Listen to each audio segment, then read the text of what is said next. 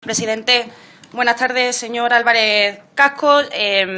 Antes que nada, quería recordarle, porque contextualizar, que esto es una comisión de investigación política, independientemente de que ya la justicia haya hablado y haya una sentencia firme sobre este caso, porque la ciudadanía, evidentemente, está reclamando altos niveles de transparencia en esta legislatura y en las anteriores, y forma parte de nuestro trabajo hacerlo. No me responde a mí, no le responde al señor diputado socialista, le responde al pueblo que representamos. Le voy a hacer preguntas muy concretas, le pediría concreción en las respuestas. La primera pregunta, simplemente si nos puede detallar en un listado cuáles eran sus competencias como secretario general del Partido Popular y en qué norma o en qué estatutos aparecen recogidas. Los estatutos del Partido Popular yo creo que son públicos y están a disposición, pero supongo que mis actuales compañeros del Partido Popular no tendrán inconveniente en que usted los pueda conocer. Yo tengo copias de los estatutos del 89, 90, 93 y 96. El secretario general ejecuta los acuerdos del Comité Ejecutivo Nacional y la Junta Directiva, gestiona los servicios y el personal, coordina las áreas y suministra información a los afiliados. Le agradezco la respuesta porque todo lo contrario, hemos intentado acceder a esos estatutos, los hemos pedido en esta comisión de investigación y se nos han negado, así que si nos lo puede facilitar yo se lo agradecería, ya que dice que son públicos. ¿A quién o quiénes en concreto con nombres y apellidos le correspondían los asuntos relacionados con las finanzas durante su mandato interno? Son públicos para los afiliados, ¿eh? Yo no soy en este momento responsable del Partido Popular, ¿eh? Vale. A ver si voy a incurrir. Le preguntaba porque como dice que son públicos, pues mira, me alegra porque lo hemos pedido. Le pregunto en concreto, ¿puede decirme con nombres y apellidos quiénes eran los responsables o tenían funciones relacionadas con las finanzas en el partido y con la tesorería? Pues el tesorero y el equipo de la tesorería, dirigido por el gerente que estaba a las órdenes del tesorero. ¿Tenía usted como secretario general algún tipo de competencia en este sentido? No, los secretarios generales tienen competencias orgánicas en relación con los temas del personal, pero las competencias funcionales las tienen los órganos correspondientes, como en cualquier organización o en cualquier ministerio. El subsecretario de Defensa tiene la competencia de todo el personal y los militares, pero las funcionales las dirige la Junta de Estado Mayor, no confundamos lo funcional y lo orgánico. Me queda claro. Lo digo porque tras la celebración del 9º Congreso Nacional de Alianza Popular, tras el acta que se publicó después, se le otorgaban a usted, al señor Fraga y al señor Naseiro poderes bastante amplios relacionados con la gestión del fondo de los fondos del Partido Popular. ¿Esto es así? Le pregunto, y si recuerda qué competencias exactas se le daban en ese acta a usted, al señor Fraga y al señor Naseiro para gestionar los fondos como buenamente quisieran. No, los poderes que se nos facilitaban era para formalizar los acuerdos del Comité Ejecutivo Nacional y de la Junta Directiva. Cobrar si cupones. Por esos poderes, pues yo no recuerdo el detalle de lo que hacíamos ante notario. No creo que sea sospechoso de ninguna irregularidad cuando se protocoliza ante notario. No, yo no hablo de momento de irregularidad, digo que en esas actas que sí que son públicas, en concreto, se habla de cobrar cupones, dividendos, importe de títulos amortizados o sumas que se les endeuden, abrir cuentas y retirar fondos, constituir depósitos de valores y de efectos públicos y retirar los constituidos, librar, endosar, negociar, pignorar, avalar, cobrar, pagar, comprar, vender, enajenar y adquirir, extraer o ingresar efectivo, valores o documentos de los bancos. En concreto, estas actas sí son públicas y esos poderes sí se detallan. Entonces, insisto, esto está publicado, pero usted no se acuerda o no tenía ningún tipo de gestión, no se le dieron estos poderes. No recuerdo los poderes que he firmado, los que he recibido, no recuerdo los que a lo largo de mis 10 años de secretario general he recibido. Lo que sí sé es que todas esas actividades que usted cita yo no las he ejercido. Vale, no hizo usted entonces uso de esas competencias, aunque se le otorgaran expresamente a usted, a Fraga y a Naseiro. Yo no recuerdo, de las que usted ha enumerado, no recuerdo haber ejercido ninguna porque no he abierto cuentas, ni he dispuesto de efectivo, ni he ordenado ningún tipo de transacción. ¿No hizo nada de esas competencias tampoco en el periodo que usted asumió la tesorería en funciones?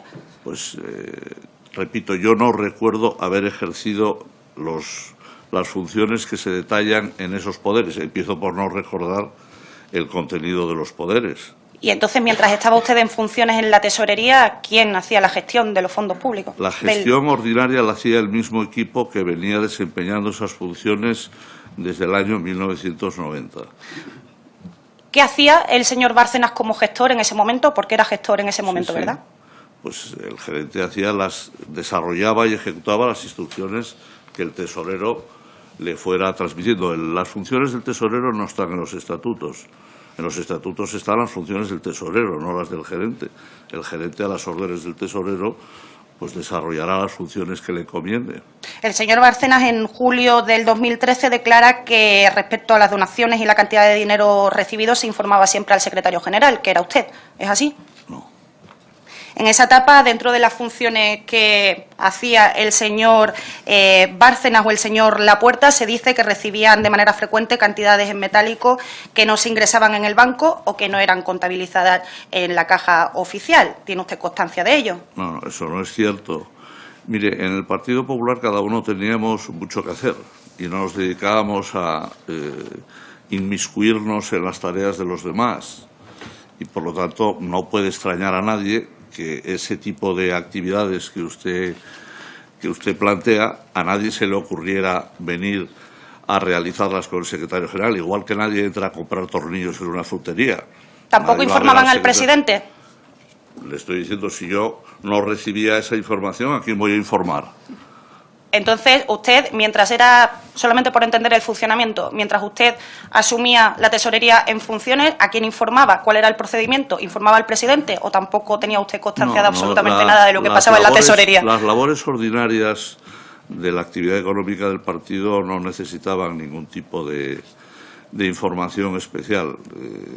Y, por lo tanto, yo no recuerdo siquiera si en los capítulos del orden del día de los comités ejecutivos alguna vez informé al comité ejecutivo de alguna de esas actividades. No lo recuerdo. Si lo hiciera, estaría en el orden del día de los comités ejecutivos de aquella época. Le recuerdo que hay una sentencia firme que demuestra que hubo una caja B en el Partido Popular desde el año 89 y que coincide con los años en los que usted fue secretario general y fue tesorero. Y le recuerdo también que en esta comisión, aunque no se haga un procedimiento judicial, está usted obligado a decir la verdad, lo sabe mejor que yo. Por supuesto, pero usted no va a chequear mi conciencia, ¿verdad? No, le digo sus obligaciones en esta Cámara. Dentro de las facultades que tienen los dirigentes de Podemos no está lo de indagar en las conciencias de los demás. En todo caso, en las propias sí. Está hacer mi trabajo, que es representar a 5 millones de españoles y españolas en esta comisión, haciéndole preguntas para intentar esclarecer responsabilidades políticas de la demostrada financiación ilegal del Partido Popular. De mi conciencia. Hasta ahí no llegan sus facultades. Bueno, si quieren otro momento tenemos un debate moral. Le estoy hablando de responsabilidades políticas y de una sentencia judicial. En los famosos papeles de Bárcenas, pasando a otro tema, la primera vez que se habla supuestamente de sus iniciales es en 1990. Concretamente, en junio, en el año en el que hay que hacer la declaración de la renta, ya se lo comentaba el compañero del Partido Socialista, dice textualmente los papeles de Bárcenas: entrega a Paco, declaración de la renta, 0,5, textualmente así lo dice, es decir, $500,000 de pesetas. Esas son las anotaciones que hace, también teniendo en cuenta que justo es el año en el que usted es tesorero, insisto, en funciones del Partido Popular. ¿No tuvo entonces conocimiento de estos pagos, tampoco sobre su persona?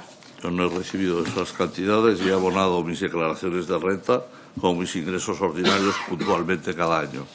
Vale, usted entonces era tesorero en funciones, secretario general del partido. En los papeles de Bárcenas de ese mismo año hay una citación a su nombre que Bárcenas reconoce en el juicio que es a usted, pero usted no sabe nada. No, yo lo que se sostenga en esos papeles lo tendrán que demostrar los que los han realizado, pero en mi caso ya le digo rotundamente que mis declaraciones de renta se soportan en mis propios ingresos y en mis cuentas. Pues el señor Bárcenas explicó en una partida que él apunta en el año 1993 como Javier y Paco, compensación renta año 93. Y planteó el señor Bárcenas que era una compensación dirigida a usted y al señor Arenas relativa a la declaración, efectivamente, del año 93, para compensar esa diferencia entre brutos y netos y, bueno, al final cumplir con la cantidad pactada. ¿Es así o no? Todos mis ingresos están reconocidos y certificados en las declaraciones de renta. Los recibíamos por los procedimientos normales de transferencia o de cheque nominativo. Y supongo que el Partido Popular en sus declaraciones a Hacienda también los haría constar. No puedo en este momento aceptar ninguna insinuación de otros ingresos que no fueran los que figuran en mis declaraciones de renta. De acuerdo. Hablaba antes de la negativa de la existencia de sobresueldos en el Partido Popular. Cito declaraciones de usted como jefe de la oposición en Asturias, textuales. Nadie nunca en el Partido Popular consideró raras las compensaciones que se abonaban a los diputados que se dedicaban básicamente al partido. Era algo normal que venía, por cierto, de la época de Manuel Fraga. ¿Nos podría usted detallar qué entiende como diferencia entre sobresueldo y compensación? No, eso yo no tengo ninguna motivación para establecer ese tipo de debates terminológicos. Es decir, en el Partido Popular se percibían, en mi caso, las retribuciones del Congreso de los Diputados, llámelas usted como quiera, hasta el año 86 del Senado, y a partir del año 86, primero del Grupo Parlamentario y después del partido, un sueldo por las funciones de dedicación adicional a la labor de senador o de la labor de diputado. ¿Y por qué no declaró esos ingresos en la declaración de bienes del Congreso, como hacemos todos los diputados? ¿Quién? ¿Usted? Pues supongo que estarán declarados. No, no están. Pues están declarados a Hacienda, ya ve usted el misterio de esa declaración. Bien, ¿qué relación Pero mantenía? en las declaraciones del Congreso seguro que pone que yo era secretario general, ¿no? A mí me interesa lo que usted pudo cobrar o no pudo cobrar, si está declarado Pues, o si era incompatible. Por eso le pregunto. Mi declaración de la renta es transparente y yo supongo que esta comisión de investigación no tiene problema para disponer de ella. Bueno, casualidad que no lo declarara entonces en la declaración de bienes del Congreso. ¿Qué relación mantenía el señor Francisco Correa con el Partido Popular mientras usted era secretario general? Yo conocía al señor Correa como agencia de viajes del Partido Popular. ¿Siente usted algún tipo de responsabilidad por la condena del PP? Perdón, y posteriormente el señor Correa, a través de los procedimientos de selección de las empresas que desarrollaban ese tipo de actividades, de montajes, de actividades del Partido y Congreso, pues participó también en montajes de congresos y actos del Partido Popular. La sentencia de la Gürtel dice que entre el Grupo Correa y el Partido Popular se tejió una estructura de colaboración estable, consistente, por una parte, para la prestación de múltiples y continuos servicios relativos a viajes, organización de eventos, congresos, etcétera, dentro de la normal actividad de dicho partido político, ya se trataran de actos electorales o de otro tipo. Queda, insisto, demostrado que ha habido financiación en este sentido. Y yo le pregunto, ¿siente usted algún tipo de responsabilidad por la condena del Partido Popular en los años que afecta a su mandato? Yo no tengo que representar al Partido Popular para analizar las sentencias que afecten, en su caso o supuestamente, al Partido Popular. Les recuerdo que yo desde el año 2011 no pertenezco al Partido Popular, no tengo dosieres, no tengo documentos, no tengo datos.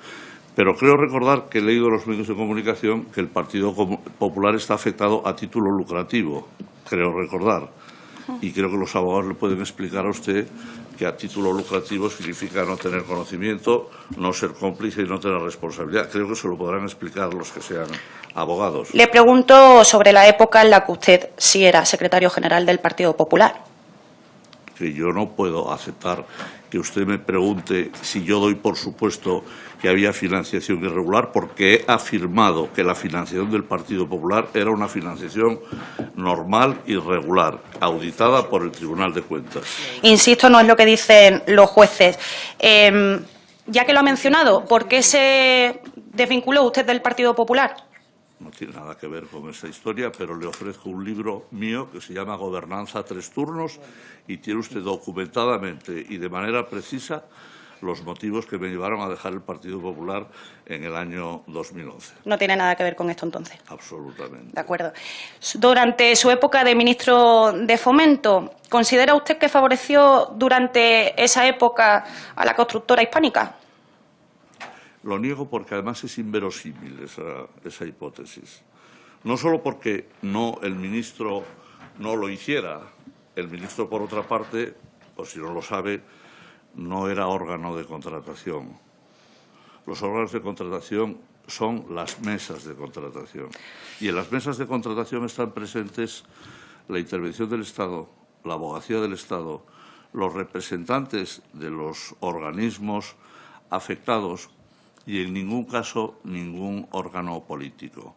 Y además se tenían que atener a un sistema que en el año 2000, cuando la Ley de Contratos del Estado no lo exigía, los pliegos de condiciones que aprobamos en mi época exigían que las valoraciones técnicas se hicieran antes de la apertura del sobre económico. Eso hoy está en la ley. Entonces no estaba, lo cual garantiza el automatismo de las adjudicaciones. Por lo tanto, si el ministro no es órgano de contratación y el sistema de contratación es transparente y garantiza el automatismo, y además así lo reconocen las auditorías del Tribunal de Cuentas, la pregunta que usted me hace o el supuesto que usted se plantea es inverosímil. Vale, pues es que no lo digo yo, lo dicen los informes de Hacienda que señalan que la constructora hispánica recibió contratos del Ministerio de Fomento, cuando usted era ministro de Fomento, por valor de 703 millones entre 2000 y 2004 también. Previamente a su nombramiento como ministro en el 2000, esta empresa no había facturado absolutamente nada con ningún ministerio ni había tenido acceso a ningún contrato público. Hombre, de pasar de 0 a 703 millones, lo dice Hacienda, no lo digo yo. La constructora hispánica, como le decía, no había trabajado nunca en una empresa de AVE. Nunca había hecho trenes, nunca había estado relacionada con AVE. Sin embargo, recibió adjudicaciones por importe de 377 millones entre el 2000 y 2004. Insisto, ¿considera habitual este tipo de procesos? Mire usted, la insidia no es buena compañera para este tipo de funciones. ¿Cómo va a haber obras de AVE cuando no se hacían AVEs en España hasta que llegó el Partido Popular? Pues lo dice Hacienda, se lo habrá inventado. No, Hacienda dirá lo que quiera. Le estoy dando un dato. En el año 96 solo se había hecho el AVE a Sevilla, ni un kilómetro más. Bien. ¿Sabe cuántos kilómetros de AVE dejamos en marcha en el año 2004? ¿Sabe cuántos? ¿Cuánto? 2000. Bueno. 2000. ¿Y sabe usted cuál era la la inversión del capítulo del Grupo Fomento de Inversiones en el año 2004? 12.000 millones de euros. Mira, le agradezco que me haga un repaso por toda la historia del AVE, pero le estaba haciendo una pregunta muy concreta y, como sabe, tengo el tiempo limitado. Pero me ha preguntado por una empresa. ¿Sabe usted cuántas empresas trabajaban para el Ministerio de Fomento en el año entre 2000 y 2004? Más de 400. Sí, pero es que resulta que Luis Vicente Moro y Alfonso García, que son de la constructora hispánica, han declarado, con diferencia a las otras empresas que también tuvieron acceso a contratos públicos, que habían pagado, que habían sido pagados a cambio de favores, y al revés, que habían pagado al Partido Popular a cambio de favores. ¿Es esto normal? Eso también pasó con el resto de 400 empresas que tuvieron acceso a contratos públicos. Pague a cambio de favores imposibles de realizar. Insisto, hay una sentencia que dice que sí y son declaraciones ante el juez. Yo lo que digan los demás no respondo. Le digo con datos. Cójase usted los pliegos de condiciones del año 2000 y dígame usted si es verosímil que alguien pueda discrecionalmente conceder contratos por mecanismos de favor. Hombre, y pues queda demostrado que sí, señor Álvarez Cascos. Que audite esos pliegos de condiciones y los compare con los pliegos de condiciones del año 2004 y siguientes. Insisto, está usted obligado a decir la verdad. Luis Vicente Moro, el expolítico, señaló que entre la compañía y el partido existía una relación muy fluida, especialmente con el extesorero Álvaro Lapuerta, apartado de las causas de corrupción por demencia sobrevenida, y su sucesor al frente de las finanzas populares, Luis Bárcenas. Guillermo Ortega, exalcalde de Majadahonda, en su declaración como acusado en el juicio de la pieza central del caso Gürtel, señaló que Lapuerta le llamó para pedirle que adjudicara obras a las empresas Licuas y Coarsa, amigas del partido, y que, como se negó a ello, cayó en desgracia, entre comillas. Y yo le estoy diciendo que en el Ministerio de Fomento es inverosímil, por imposible, que ninguna empresa pudiera verse favorecida, ni siquiera aunque hubiera voluntad de alguien de hacerlo, porque los mecanismos de contratación lo hacían imposible.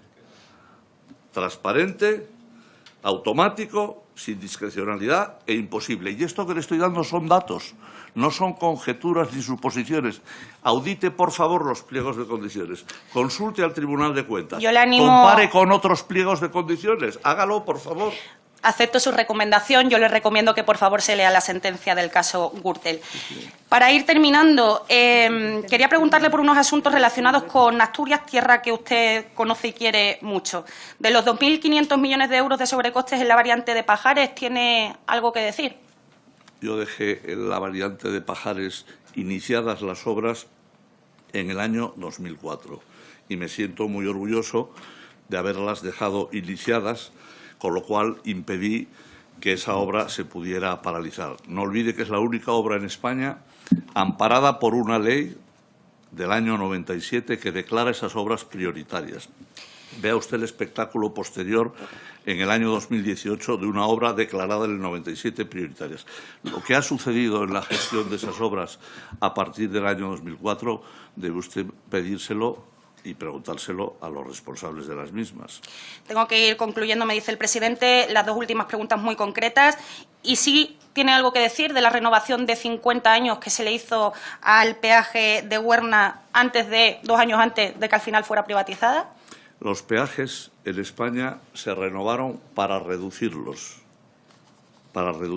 y, por lo tanto, aplicando las previsiones del pliego de la concesión, se redujeron los peajes en el Huerna para todos los vehículos que transitaron por el Huerna desde entonces, se redujeron y se prolongó la concesión porque sería ilegal quebrantar el equilibrio económico de la concesión. Por aquellas fechas, quiero recordarle que en el año 96 estaba en marcha la prolongación de la autopista del Huerna de Benavente a León, la prolongación. Y el Gobierno, del que yo formé parte, modificó la prolongación de una autopista de peaje entre León y Benavente y hoy es una autovía sin peaje. Y que además quienes entonces tuvieron responsabilidad de gobernar a partir del año 2004 anunciaron que iban a eliminar el peaje del Huerna. Y hoy estamos, 14 años después, con estos mismos en el Gobierno y no parece que tengan mucha intención de quitar el peaje del Huerna. Estupendo. Última pregunta. Le pido que responda con un sí o no de forma muy concreta porque el presidente me pide que termine. ¿Existió o no existió contabilidad paralela en el Partido Popular mientras usted era secretario general, tesorero en funciones, y si tuvo o no tuvo constancia de ello en algún momento? Jamás tuve constancia de una contabilidad paralela ni de una financiación irregular del Partido Popular durante los años donde, por mis responsabilidades, podía haber tenido alguna información sobre ello. Le recomiendo que lea la sentencia de la Gürtel. Muchas gracias, señor Álvarez Cascos. Gracias, señora Vera.